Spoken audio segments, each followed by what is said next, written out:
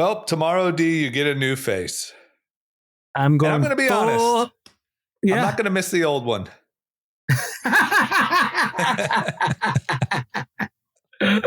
I like that. That's a good one. Are you excited? Let's see. I am actually. I mean, I haven't had like a medical procedure in a long time. Yeah, same. Like, I'm trying to think, like I had like endoscopy like 15 years ago because I thought I had an ulcer. The little, like, do you feel anxious? I thought I would be. I'm kind of not. I mean, we'll see tonight. I have to get up in the morning and head over to the surgery center. I think because it's not like overnight and it's like in and out. Right. And you know them. And I know the person doing it. And so I think I'm a little less anxious. Although I was just at a kid's birthday and a guy was telling me 2 instances where the deviated septums were botched. What happens with a botch? It just continues to be deviated? He went in for a deviated septum and his nose got bigger. Damn, really? Yeah, so that was one. So that's not great. Like, I don't want to come back with a huge schnoz. Right. I'm cool with not looking better, but I don't want to look worse. Right. So that's one. And then someone else was talking about that, like, there's been cases where, like, I don't know, the skin layer that gets removed within the nose sometimes cause like debilitating headaches, which not great either. I've heard of that. Yeah. I've heard of that. How long ago was that though? Was it recent? No, not the recently. Surgery? No. I feel like it's like an older, I don't know this at all, but I just feel like they figured out whatever that error was. I don't hear about that anymore. Okay. But it seems like people who had it a while ago, that was like a decently that was the reason. Yeah. So we'll see. So I get in there at 9 and they're saying you're pretty much get to leave by 12. Oh, that's not bad at all. Yeah. And then you're just on some painkillers and you go home and sleep?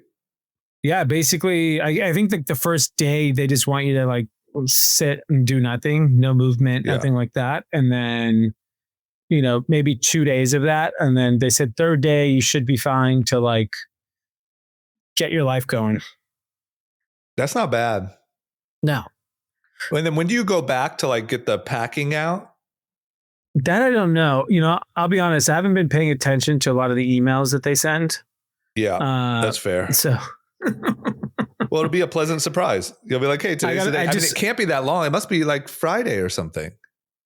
I'm hoping it's even sooner, to be honest with you.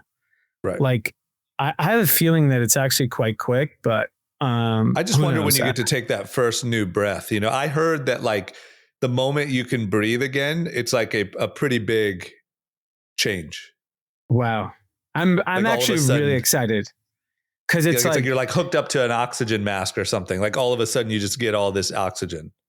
It's interesting because like, the last couple of weeks I haven't been drinking and I've been going to sleep like really early, like with the exception of last night because a friend was over.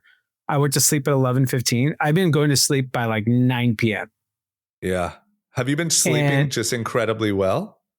I actually have been sleeping quite well. There's no alcohol. Like the quality of your sleep is so much better. Yeah, but like I'm waking up like really tired. Really? Yeah, and like it's like so hard for me to wake up in the morning. Like I'm like in this deep trance sleep. Right, like maybe your body's not used to like 4 hours of deep sleep. Yeah, and I'm not even taking anything because usually I'll take like a Z-Quil or melatonin or something. I'm taking nothing. Right. And no drinking, nothing, and just going to sleep. And one of my hypothesis is that because of my breathing, like my quality of sleep is not great. Right. Like I'm not breathing enough like air into my, I don't know, body. Yeah. Remind me, you don't snore? Do you snore? I'm an occasional snorer, not an every night snorer, but I do. Right. Well, I'm really excited for you. And I feel like I've definitely heard from everyone who's gotten it that it's like a game changer, and that like, especially with like running and all this stuff, like you're going to feel like you have just a fucking oxygen tank hooked up to you, just blasting oxygen down your nose. I'm very excited about it because it's, there's so many ailments I'm fighting through at the moment. So yeah, you are a fighter. You're fighting allergies and fucking hearing. And then over on Saturday, I pulled my calf and I can limping around. Like, yeah, I need to breathe. I think the breathing is going to kickstart a whole new health wave. Yeah. I like that. It's like the AI boom. It's the AI boom for your respiratory system. Yep. Yeah. Okay. Well, the way, congratulations. Thank you. Well, congratulate me after it happens, just in case I end up having this huge. You might have a big ass nose. Yeah. You come back with a big ass nose. It won't be a congratulations. At least maybe it'll suck up a lot of air. If you have a big nose, maybe you'll get more oxygen in that thing. Yeah, that's great. But I don't know if you were over the weekend. Did you get lottery fever? Oh, bro, I meant to go today to get tickets and I didn't. And I feel like today? I blew it. It's over. It happened on Saturday. No, but didn't it not have a winner on Saturday? No, they had two winners. They had a winner in Missouri. Yeah. Yeah. I heard last night that it was up to 1.7 billion. Yeah. So it was two winners split 1.8 billion. Oh, I was Missouri and Texas. Okay. Well, that's good. Then I don't have FOMO because I thought I had a chance today to become a billionaire. I thought the drawing was tomorrow. Yeah. I'm like, what's your kind of, are you a lottery buyer? So like, I would say probably 5 times in my life when it's gotten to like this number, like over $1 billion, I've definitely went and bought like $100 worth. And then there was a time when we were filming Fantasy Factory where it was like a funny little side story of an episode where we went and bought like a couple $1,000s worth. Yeah, I remember that. What's interesting is like a lot of my friends went and bought lottery tickets, and we were joking about like people are buying like thousands of dollars of lottery tickets at like the gas stations everywhere. And I've always had this weird thing. I bought lottery tickets in my life, definitely. But I remember as a child, my dad would buy, lottery tickets every so often, maybe even every week. I don't remember. And I would look at the other people buying lottery tickets and I'd be like, I don't want to be these people. And in my mind, it got etched as a low income thing to do is to buy lottery tickets. And I know when the jackpot, majority is, right? Yeah. So, and I know when the jackpot's big, everyone's buying it. Like, even in Beverly Hills, people are buying lottery tickets. So I don't want to say that it's like only a low income thing, but like there's like some scary statistics that I started looking up because I was just curious. I was like, what's going on? Because like to me, the whole lottery system is a scam to me. It is. I would say it's essentially a sort of extra little tax on mostly low income people. So people have called it a regressive tax because predominantly the poor are helping fund state budget with their losses. And the big problem with lottery ads, it shows they're saying become a millionaire and everyone's happy. And they're basically, it's a predatory style of marketing that preys on gambling because it's literally gambling. It's 1 in 300 million chance of winning a mega jackpot. Yeah. You're more likely to get struck by lightning. Yep. Okay. It's complete. It's a complete question. Yep. So the statistics share that like 60 to 70% of the total pot of the lottery money goes back to funding prizes. And then 30 to 40% goes to state budgets, education, and infrastructure. But like, if you just think about it, like that much money. Okay. So let's look at $1.8 billion and let's assume 60% of it went to funding.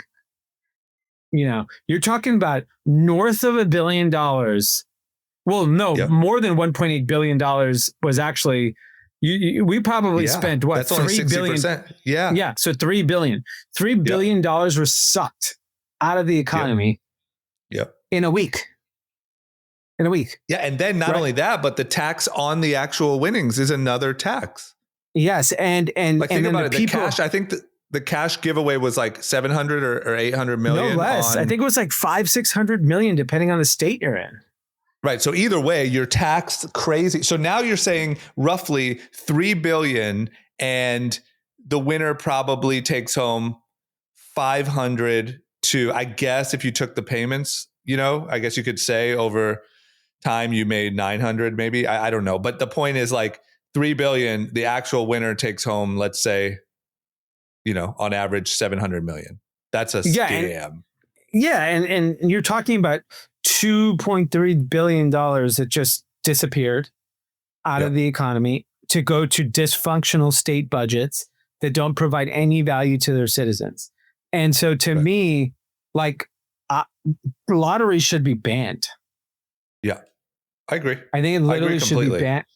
And the statistics, there was a study that happened in this is obviously a long time ago, but in 2016, that people earning less than $10,000 per year spent an average of $600 a year on lottery tickets.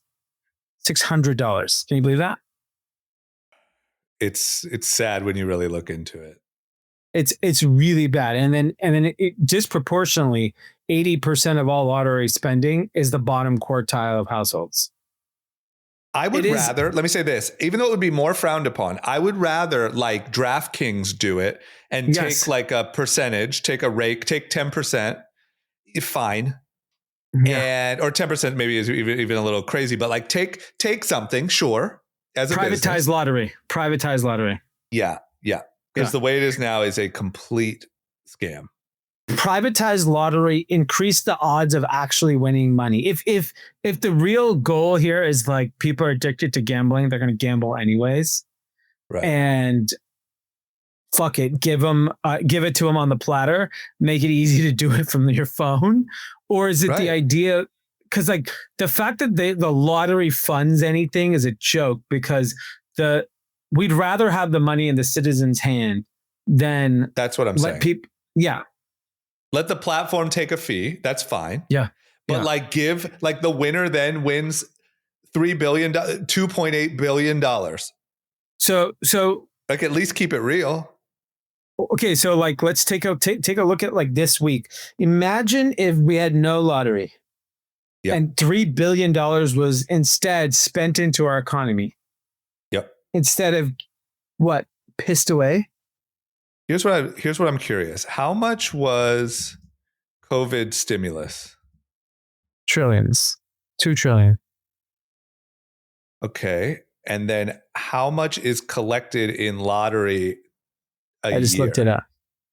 So last year, Americans spent over $113 billion.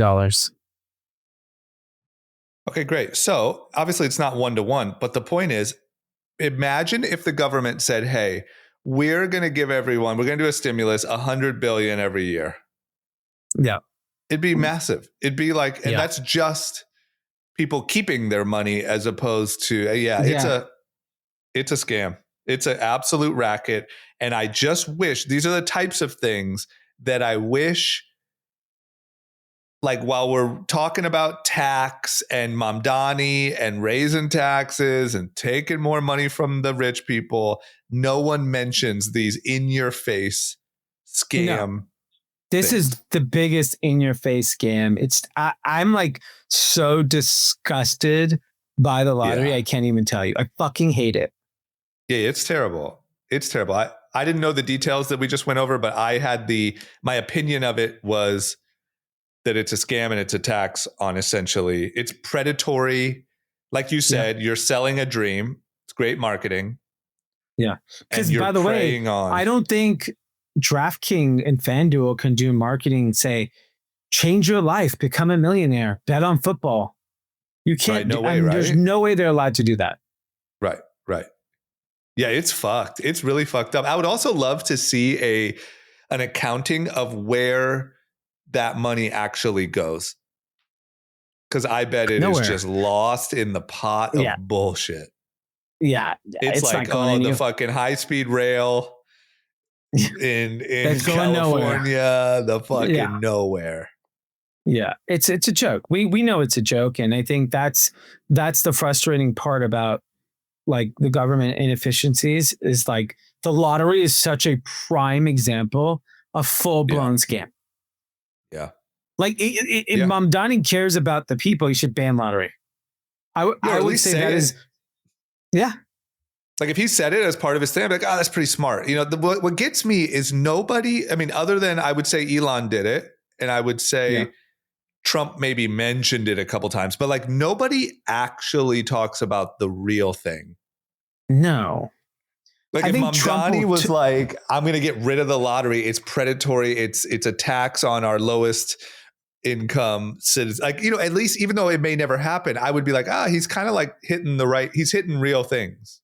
Well, you know, like, I don't know if you've been following some of the RFK stuff, but one of the things that he's been advocating for even getting in this position was he wanted to make sure that EBT and all welfare payments do not allow people to buy like soda sugary drinks and processed foods. Yeah. That's like a no-brainer to me. Like the low income population in America have the biggest health challenges. They're the biggest burden to the healthcare system. They're probably not living anywhere near a healthy lifestyle or as long as wealthy Americans. So why not change that trajectory? Yeah, that's a real thing. Yeah, that's what I'm talking about. It's like there's just no one's addressing the real thing. And I bet if you look at the fact that we're essentially funding junk food to feed people. Like once again, if you worded it differently and said, okay, you know what we're going to do instead? We're going to give every, person below a certain threshold free soda and Taco Bell. Yeah. For the year. You'd be like, oh my God, that's terrible. Yeah, when I drive by a fast food place and it says EBT accepted, it's like, it's very convenient. It's generally inexpensive, but like, man, that's not helping their cause. Yeah.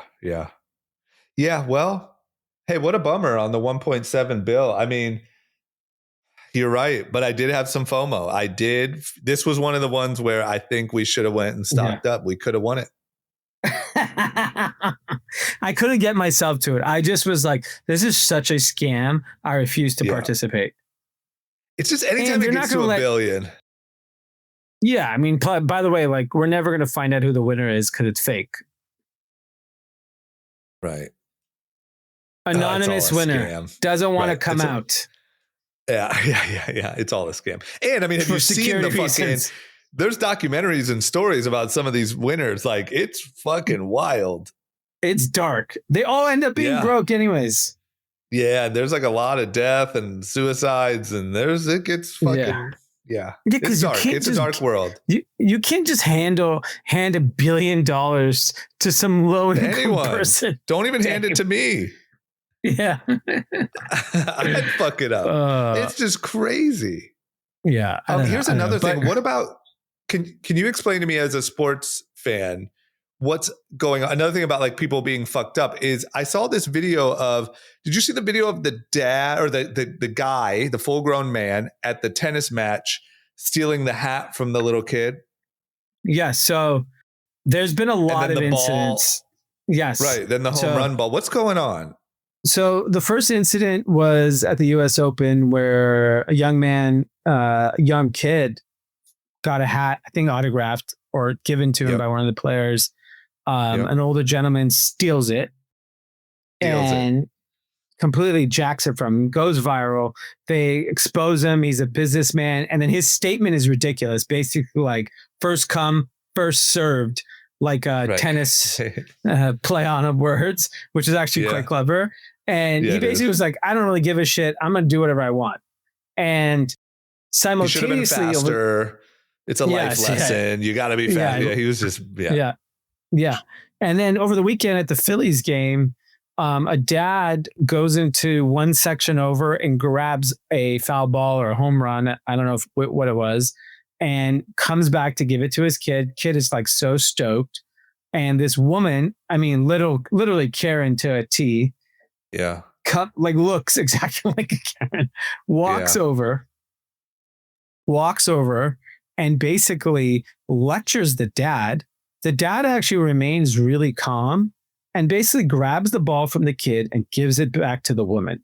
And the internet this is equivalent, in my opinion, to the Coldplay Kiss cam. Yep. It got that kind of press. And it became like a social commentary on how to react to something like this. And so there's a whole bunch of school of thought, which was like, he did it the right way. Nothing's worked fighting psychos like that. And then there's a whole another school of thought was like, you need to teach your kids respect. You got that ball. You earned it. You're a bitch for giving that ball up. You're right. Yeah. So there was like these two camps. But nobody was in Karen's camp. No one was in Karen's camp. Okay, nobody was. Just wanted to be sure. I thought. And then Karen obviously turns out to be a New Jersey school administrator, a Democrat, of course. The internet, man. The internet just went berserk on this woman. And so, I mean, I don't know how she walks around tomorrow at school. It's so bad. I mean, so I have a bunch of comments around it. One, I actually think what the father did was absolutely right. Yeah. I think there's giving it back. Yeah. I think there's too many psychos in the country today to go and get an argument or fight about anything. Right. I will always and I could be a pussy for saying it, but like, I will not fight with people. It is such a complete waste of time and energy, especially given how mentally ill most people are. Right. Like this woman is mentally ill. The mentally ill woman. Yeah. Okay. Yeah, so, I hear you. I'm trying to think of if I agree or what I think, but keep going. And then simultaneously, I'm also thinking like, what would make a grown woman? She looks like she's in her 50s, maybe even 60s. Yeah. Go over there and lecture this fucking guy who gave his kid a baseball. So that's also another thing. Like, where are we at as society where like these types of people, everyone is so concerned about what everyone else is doing. Worry about your fucking self. We have my wife always, when the kids are fighting, my wife always goes, worry about yourself. Worry about yourself. Like we just literally sing it to them. Like, don't worry about everyone else. Why are you concerned that they got a ball from your section? Like, who gives a shit? Yeah, I think there's also like just a weird entitlement that is in both of these cases and in a lot of other things where like, I don't know, you just feel like you're entitled. I can't even justify it with like a 50 or 60-year-old woman. Like you're supposed to be from the generation that was much more selfless, but there's like this entitlement that's like, fuck anyone else, their kid, their feel-good story, their work, their whatever, like fuck them. That's my ball. And I just wonder, I think I agree with you that like fighting is pointless, especially with crazy people. But I feel like we're also like, I feel like even when you look at like politics and stuff, or like, let's say a lot of like the kind of corporate cancel culture and stuff is like all the sane people kept acquiescing to the loud people. And I think it caused a lot of issues. I don't know what acquiesce means. Like they what you're saying, they threw up their hands and said, whatever you want. Okay, fine. Given. And or sort of like giving in. And I feel like there was all these instances of like the sane, like where the fuck is the sane, rational, logical people? They're all here. They're just quiet and they don't want to fight with the crazies. But I feel like the crazies are making shit fucking crazy. Yeah, I mean, look, ultimately, we got to stand up to them at some point. Well, I think karma got everyone after, right? She's going to get what's coming to her, which is probably like torture for the rest of her life. And then the kid got to go meet one of the players, got a bat, got like autographed, and they're like American heroes, right? That's true. That's true. That's true. So I do think won in the end. Yeah, like I think we're lucky that it was on camera, on television, and then obviously on top of that, everyone's recording everything. So like, I think we're going to end up in, the good guys are going to win in this case, but I get it. Like, you don't want to give in to the crazies, but like, I also like this guy was with his kid. Like, let me give you another example. I hear you. Like, if one of your kids, going back to using your kids or your parenting as a reference, like no matter how much one of your kids throws a fit about something that they want that you aren't allowing them to have, I would imagine you don't just give in. And it's just like, I don't know. I don't want to fight with anyone either, especially a crazy lady at a baseball game. But like, at what point do we shut these people up and say like, no, you can't act that way. It's no. Go back to your seat, you crazy fucking lady. So I think the challenge is, at the end of the day, human beings need to be responsible for themselves and their family. And you can't control other people. And it's like what I tell my children, like, we only can control what's in our control. We cannot control other people. And so when you see something in your control, you got the ball in the mitt. Yeah, but like the aftermath of dealing with that, like, and maybe it's just more of like my passive Indian nature where I'm just going to be like, fuck this. I'm not like in my 20s, I probably would have gone to a fight 100%. Like I would have screamed and yelled and I would have stood up for myself. Yeah. I do not think I would do it as a parent because people are psychotic. Yeah, that's true. I mean, like one thing that I don't do anymore really is I don't honk at people on the road. Never. Because I feel like everyone has a gun. Yeah. It's like, my thing is like, I'm not going to get frustrated with driving or like trivial things because like people have lost their mind. Yeah.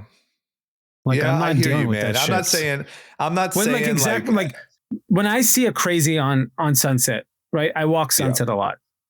Yeah. And I'm with my kids. Even if I'm by myself, I cross the street. Yeah. Same. Instantly. I don't give a shit. I see it 3 blocks away. I'm like, we're crossing. Not worth it. Because the problem is you look on fucking Citizen and everyone's getting like stabbed with machetes and shit. Machetes. On Citizen, everyone has a machete. Yes, everyone has a fucking machete. So whenever I'm walking down the street, I'm trying to get my goddamn steps in over here. So now I started like walking to the coffee shop and walking.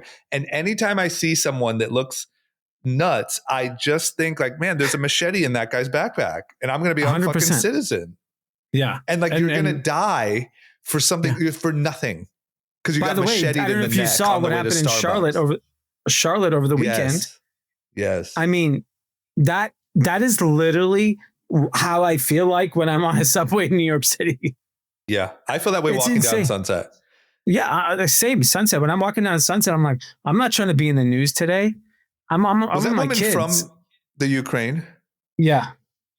That's real. So the story is that I saw quickly was that a woman moved here from the Ukraine, sort of escaping Ukraine, and just on the train got stabbed in the neck and died. Yes, that is correct. Oh my God. Yeah, I see that news story with my face on it every time I walk down Sunset. Yeah, it's like, it's frightening. I mean, just imagine with kids. Like it is like, I can't. Like it's your most valuable asset. Like, do you really want to put your kids in jeopardy to like go for a walk? No, you don't want to deal with this shit. I just feel like my complaint here, which I don't like the way I sound. I feel like an old guy, but is like, I feel like we've sort of given in to the bullshit too much, and the bullshit just keeps fucking bullshitting. So I agree. I think the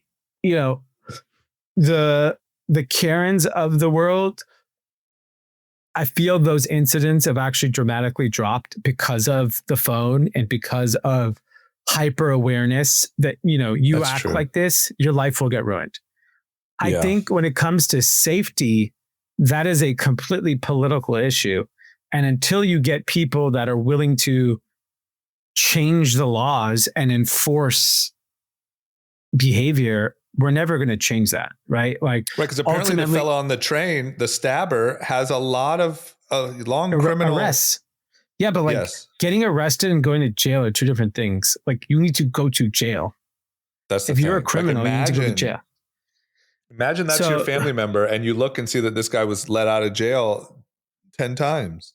Yeah, and I think that ultimately is the dilemma that like people have to face in when they go vote, of like, are you looking for some sort of pseudo equality and some sort of,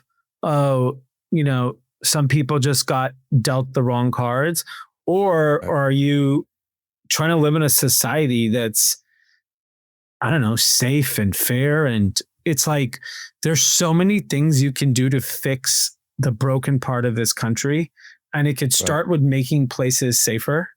And look at the National Guard in DC.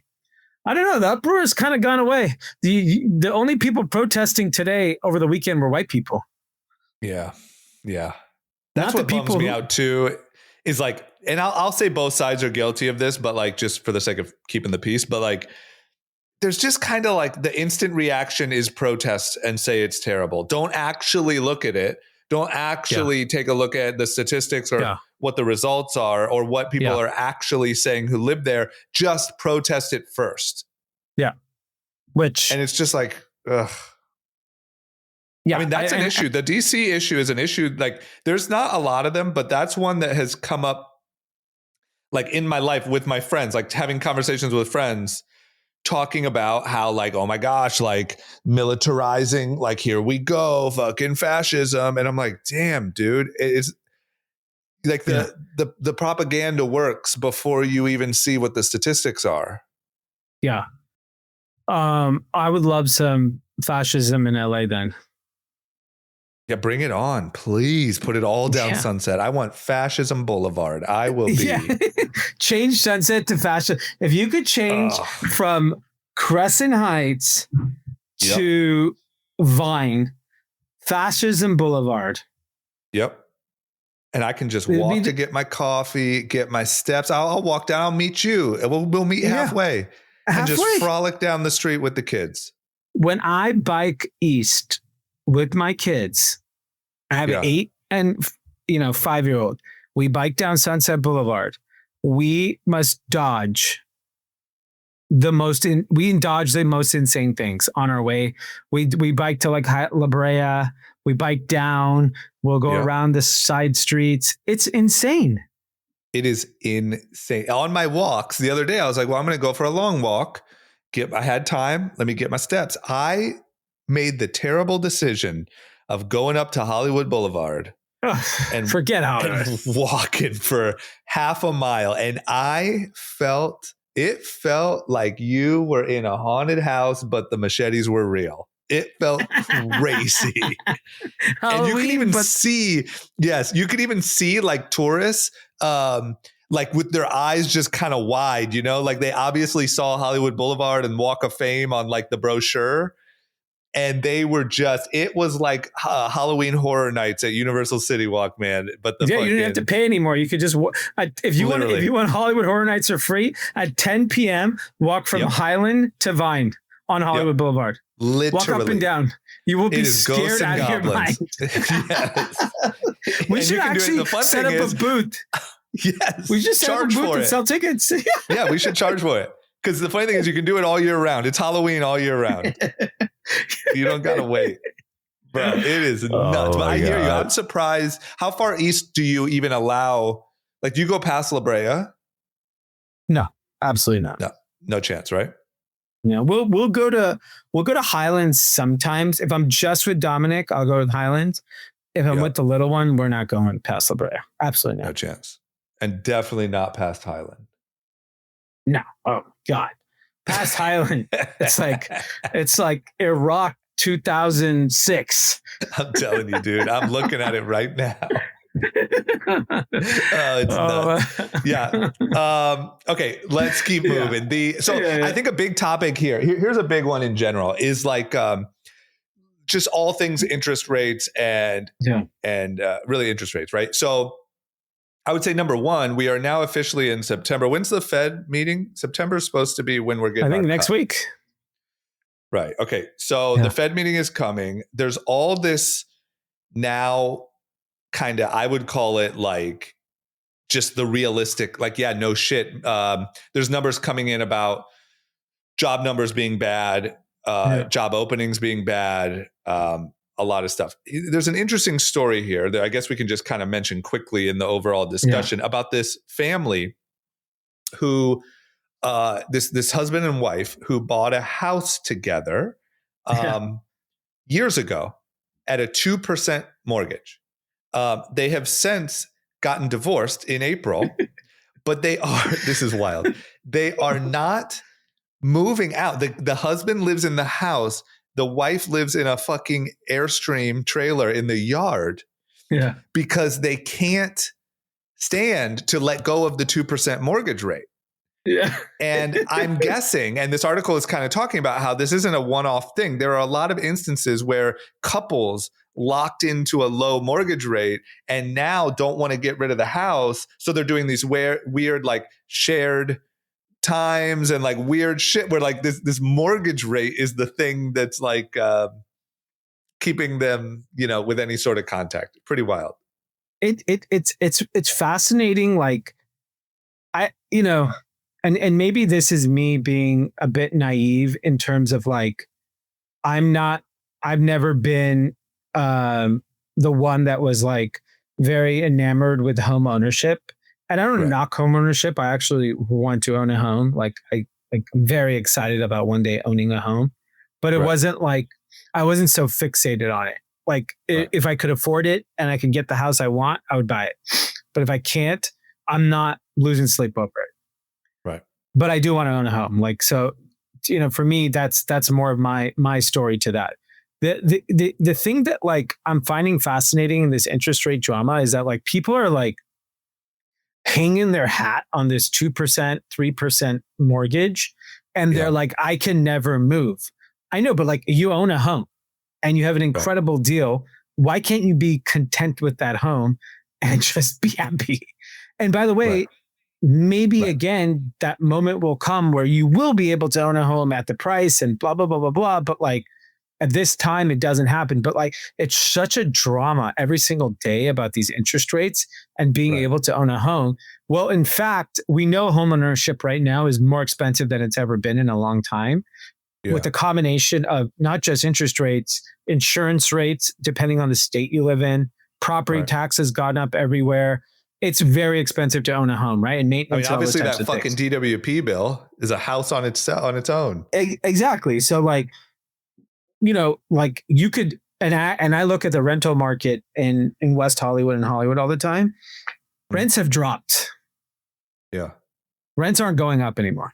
Not in this area. They are dropping. Yeah. If home ownership is like this couple that's married with 2 kids, they're just going to be miserable for a 2.75% mortgage rate. Yeah. Yes. Yes. Yes. Yeah. But I think that I think that shows how much owning a home is just in the American psyche. Yeah. Like it's just a thing. It's not always rational. And we've talked a lot about like the quality of investment, even with a great interest rate, the quality of investment on a home versus the market or a lot of other options that you have to invest money over a long term. But it's just in the mind of the American that you need to own a home. I agree. I'm not in the camp that like you got to own a home for like you shouldn't think about home ownership in just a financial investment standpoint. Like, cause I used to be in that camp, but I don't believe that. Like, a home is where you live, and if you have family, where your kids will grow up, all those types of things. So like, I appreciate that and I respect that. I do though have to like at least consider like at some point just having like a certain quality of life might be better than owning a home. Like, and what's happening? The husband is bringing home his new bae, and they have to walk past the Airstream, and they have to tiptoe because wifey is fucking might look out the window. Like, what are you doing? The thing that I don't get, and look, maybe this will change if when I have kids or a family or whatever, but I don't care at all about owning a home unless A, you just have so much liquid cash that it does not matter and you might as well. Yeah. Or B, there's some reason why financially it makes more sense. But if it makes more sense to rent, I don't know. It doesn't matter to me. And I just don't understand, like you're saying, the reason for making yourself miserable. And it looks like in this photo, do these people have 2 kids? Yes, they're 2 kids. Okay, right. So what's the fucking dynamic? Mom's in the trailer? Well, they say they like it's trade off when they have, the kids. And so some days, they're just staying by themselves. Oh, for fuck's sake. And dad's got a fucking side piece in the trailer. And the kids are like, where's daddy? I want to go visit daddy. No, you can't because fucking Deborah's over tonight. She's out in the trailer. What? What are you doing? Just get an apartment. But by the way, they have an apartment too. They also rent a $1,300 a month. These people are dumb. Dumb. But I would say this is probably like it's some version of this is probably really common. I bet you there are people doing really dumb things to keep their mortgage. Okay, but like the problem with this story, why it drives me nuts. Let's just say you want to own the home. What if the couple says, fine, we'll own the home because it's such a good deal. Well, let's rent it out.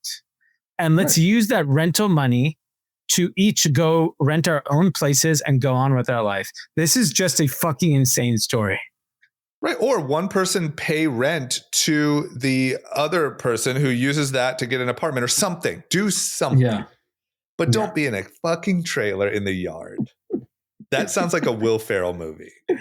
Oh my God. Oh my God. Yeah, to the point. I mean, look, hopefully though, we are at the, too stupid, too late, or whatever the tagline is for Jay Powell. I mean, we're getting into the territory of some pretty brutal numbers, job numbers and things like that. And I mean, hopefully we get more than a 25 basis point cut next week. I don't know if that's going to happen, but there was the jobs report that came out on Friday, and everyone was like, this will determine our future. This will determine your children's future, this job report. Because basically what you needed was a job report.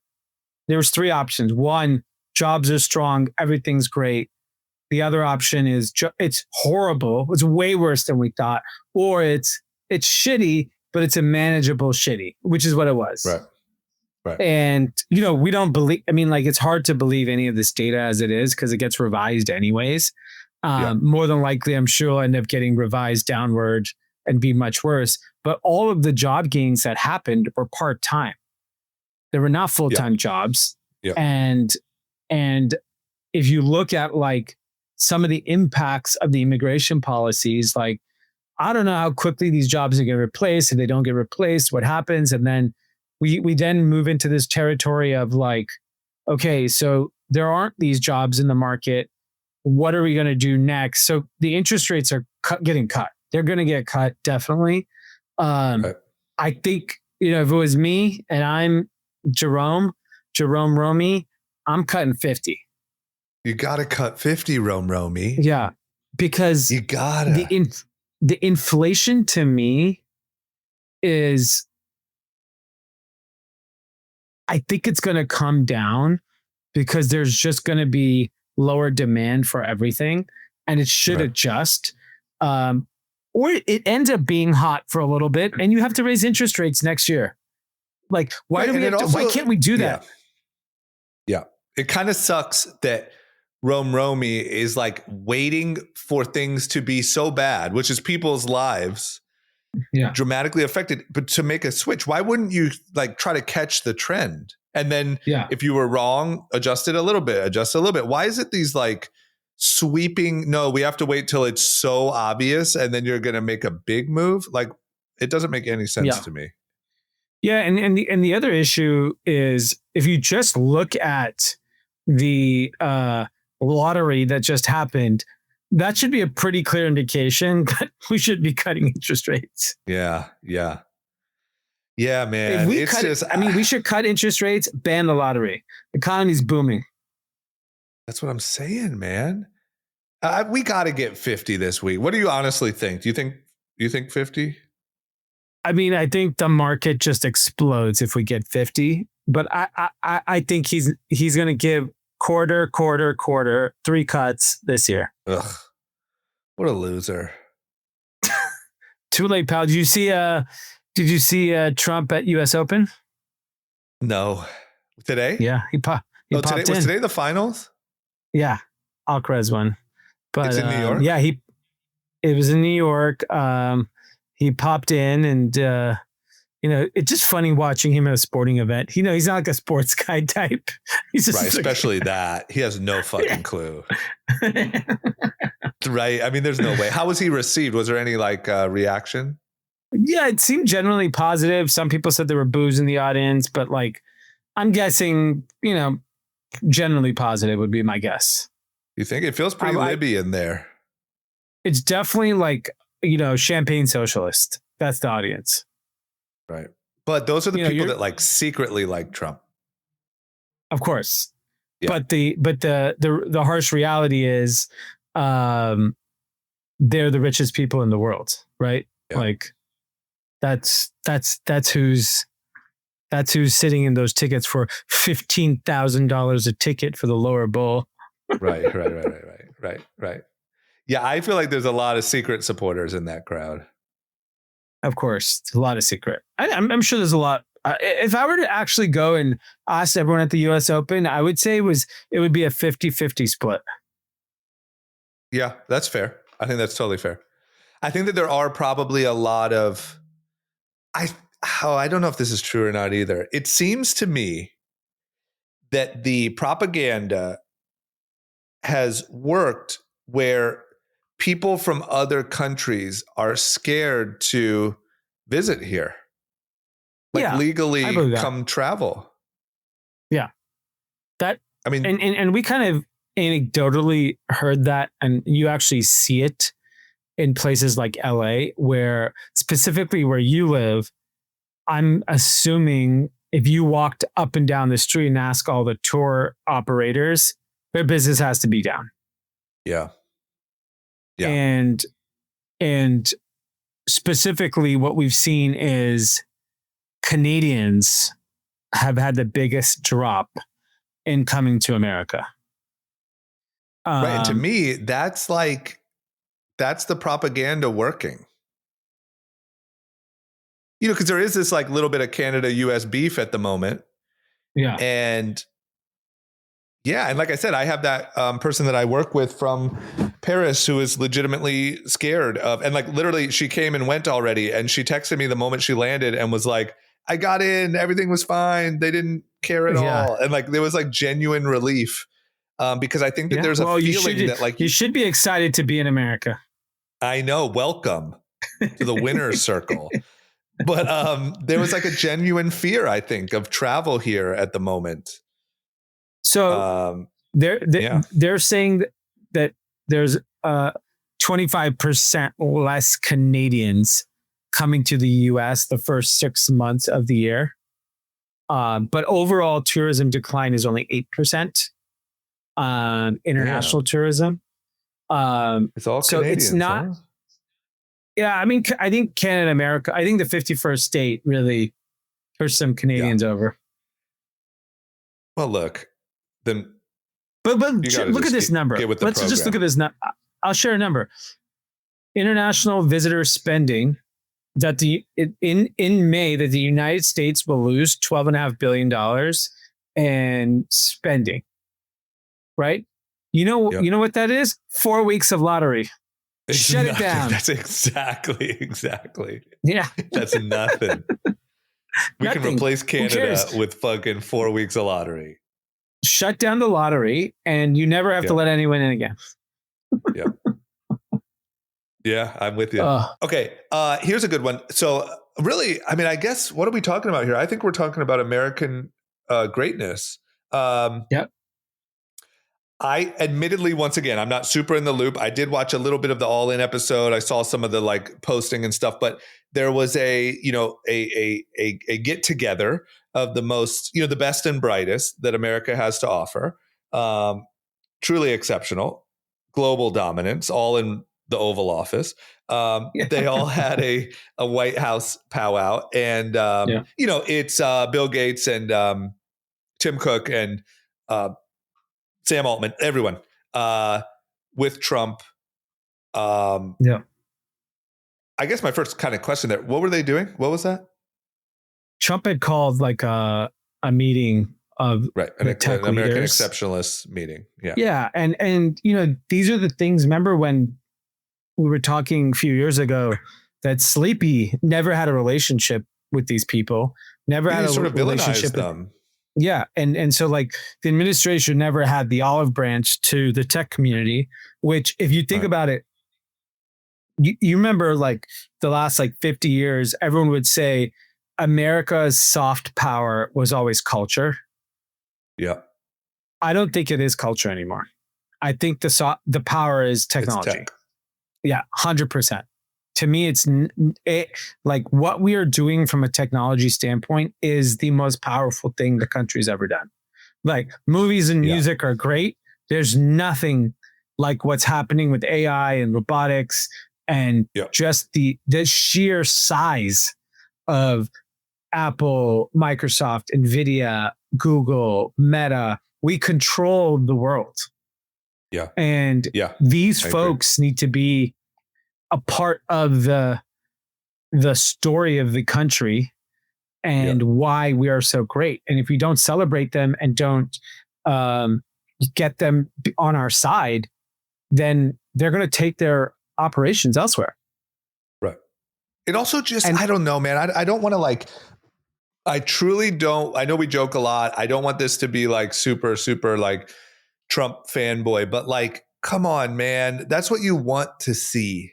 Like you want to see the greatest business minds and fucking tech minds and innovators of the world in our White House with the leader of the biggest government in the world. Like you want to see that. Yeah. You don't want to see division and like, and like an animosity and and I think good.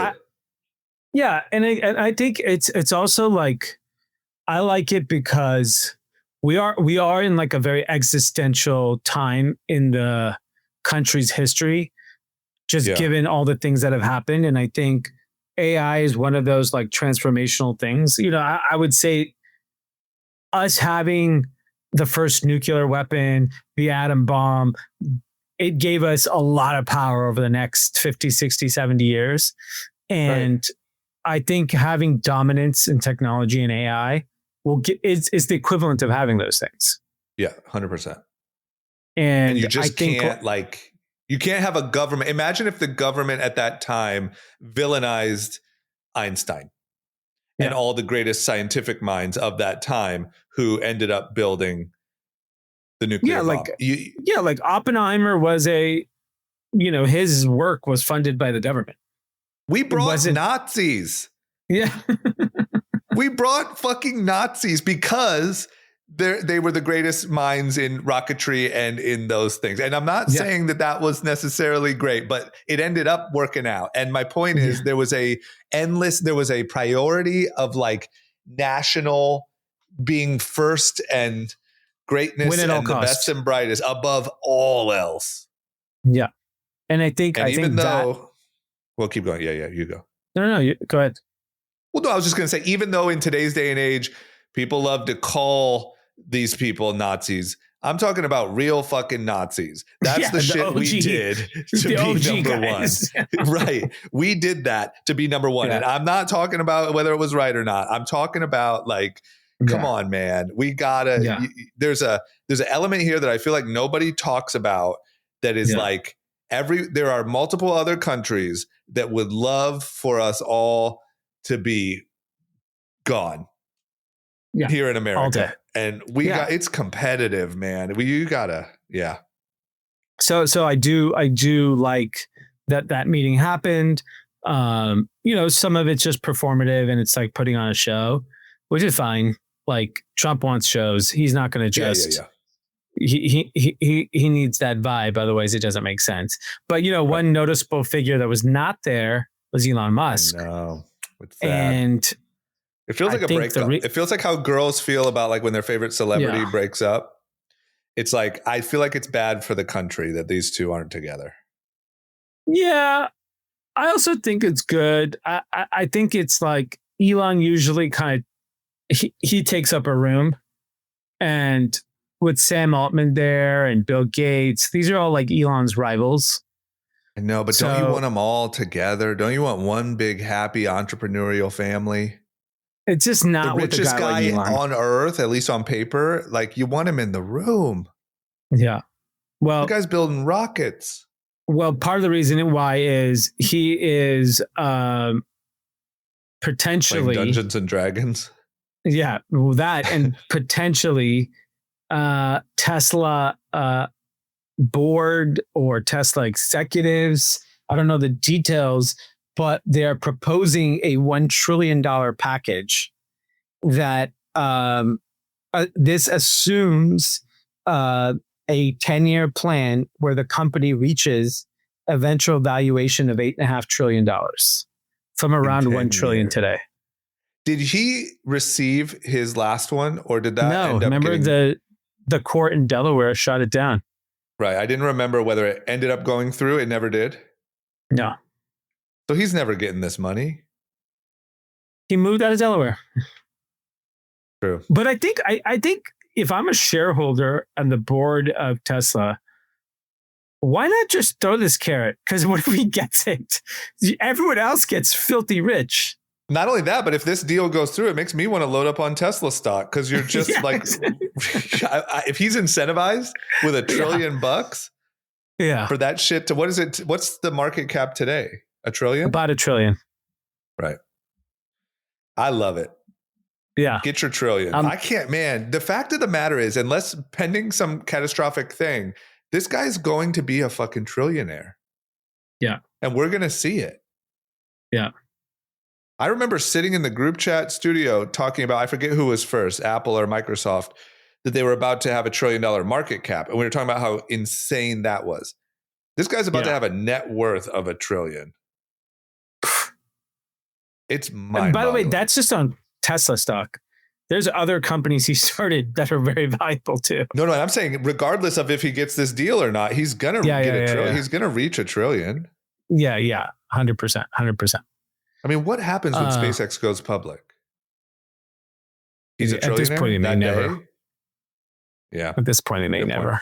Okay, and then last but not least, let's just say this. Positive news, Robotaxi, speaking of Elon, continues to roll out. Apparently now it's out of sort of their little beta test and it's available to all. They do have a waiting list. It's not available like in our area, but you can download the app and put your credit card so you're on the wait list so when it does come out. Right. But I see a lot of people sharing their Robotaxi rides. The prices are insane. It's like $3 to go across 3 miles. Like, right. It's just a different economic structure than everyone else. Like even Waymo, the last 2 weeks in LA, they gave a 25% discount where all my rides have been under $10, and I used it more. Because it was like, do you think that's in preparation for this? Do you think that's like price testing? Yeah, I think that's why I'm a deflationary guy. I believe massive deflation is going to happen in our economy. Do you really believe? Difference. So you say, what are we going to say? Do I believe what? My belief. Okay, we know that there's inflation today in consumer goods with tariffs, whatever, right? Yep. labor cost and freight costs, all these things. Right. In the very near future, let's take Amazon, largest retailer of the world. The warehouse will be 100% robotic. Yep. The cars will be autonomous. The delivery will be autonomous. The labor cost is going to go to zero over the next, 10 years? Yeah. 5 years? Yeah. Yeah. You're telling me the market will not allow them to charge what they charge today.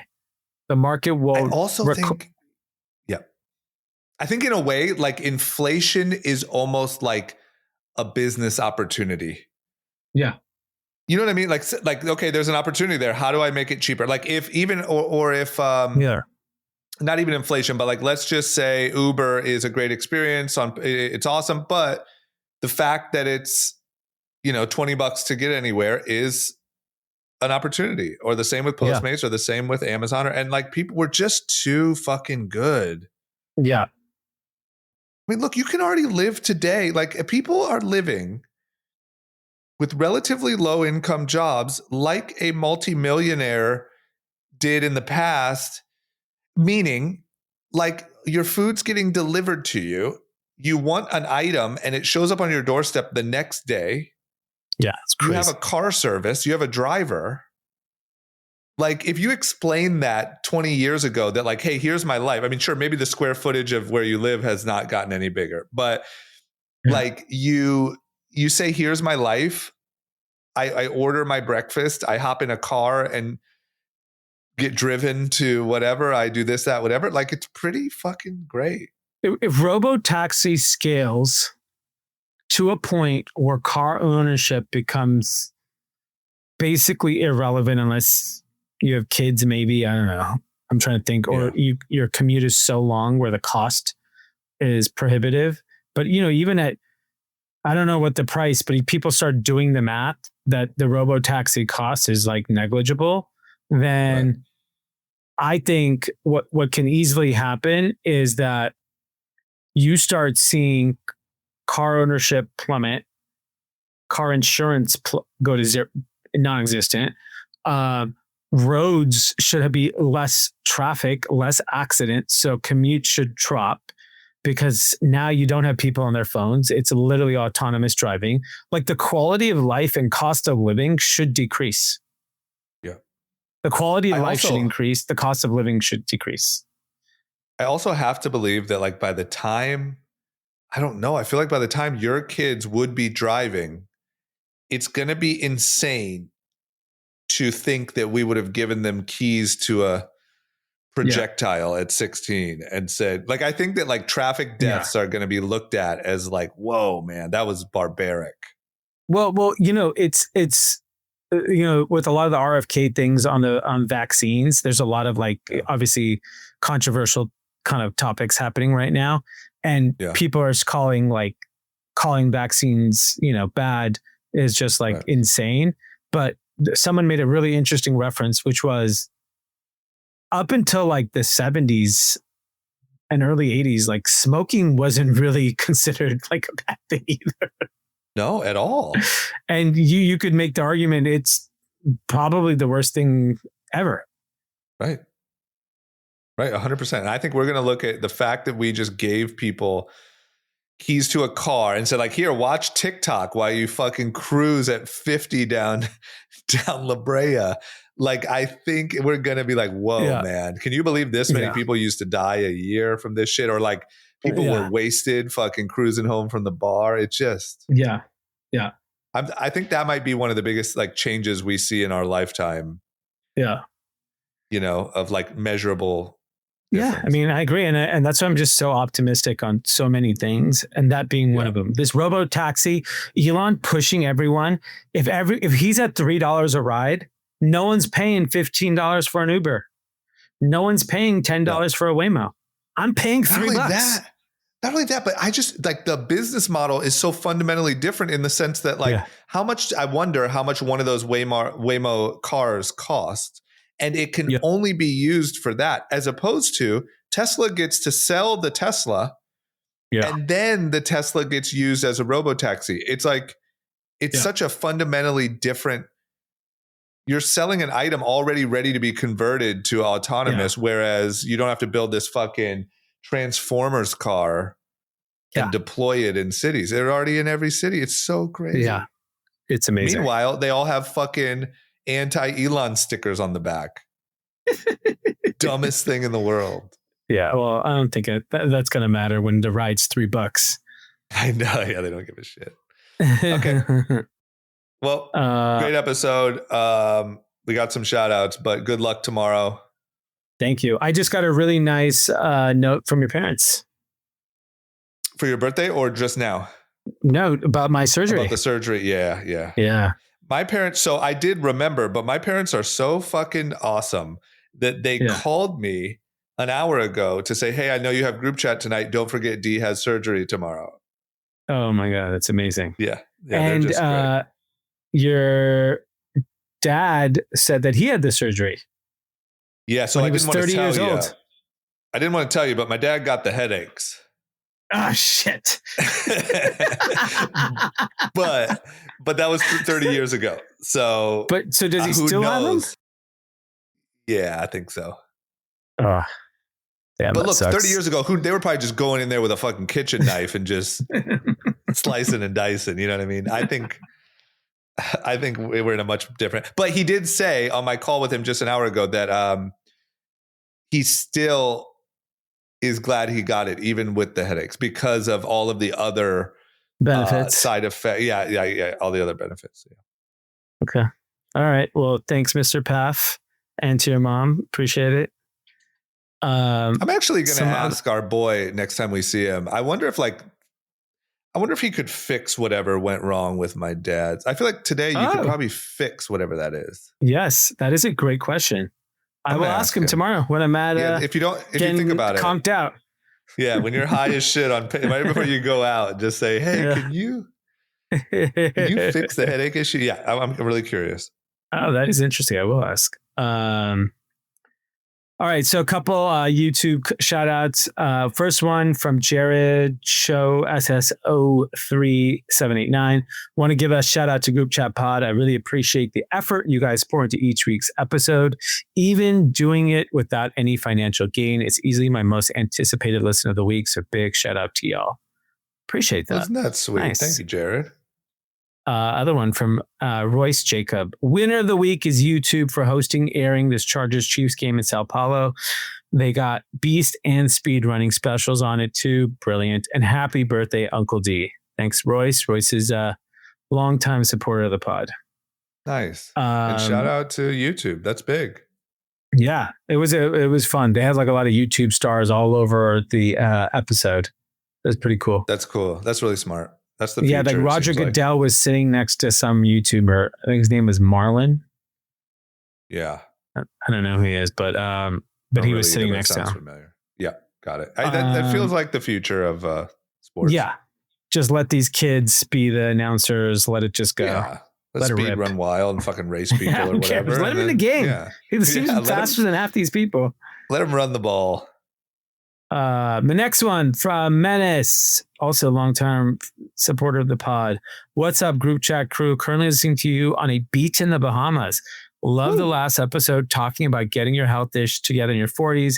I did the same, and with some help from Zepbound, dropped 60 pounds. Shout out to my dogs at Eli Lilly. Yeah. But if anyone is listening to the pod in their 30s and can jump on it now, you'll be such ahead of the game. Don't waste away your 30s feeling tired and looking terrible. Check this out. I ran with Taylor, our good friend Taylor Offer this weekend, and he's on everything.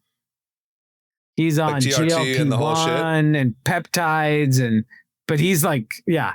And by the way, I'm gonna give him credit. He looks fantastic. Does he look good? Unbelievable. He looks great. Look, the drugs work, man. I mean, I'm going to have to go get a consultation of what type of drugs I'm in the market for. Yeah, I mean, I don't see why I'm not on everything at this point. What am I? No, am I just worried that there's not enough data? Is that it? No, I think it's just a bit of a nuisance to like get started. You know, it's like also like, I don't know, what vitamins do you take? I don't know. My wife just put some shit out and I take it. Exactly. So if she just added like, here's a couple syringes, pop these in your left hip. I think it's just that's all it is. At least for speaking for myself, it's just like, okay, you got to go get blood work done. You got to go get a consultation and you got to get the full suite. And, it's a big undertaking, but I'm almost there. Yeah. I mean, shit. It feels like if I do it before I'll give you the hookup, Okay. Like what I need is just I need someone to just come in here and be like, hey man, here you go. 2 syringes of that, 1 of this, and 3 of those, and you're fucking golden. Hit up Dr. Jeff. Yeah, that's a good point. Okay. Well, you might see me with some syringes a couple weeks. All right. Good luck tomorrow. I'm sure it's going to be great. Can't wait to get the update and hear about your new schnoz. I told him you can use me on Instagram. You can use my NAS. Those profile pics. Yeah, that's fair. Yeah. Testimonial. Okay. Thank you everyone for listening. Have a great week. See you soon.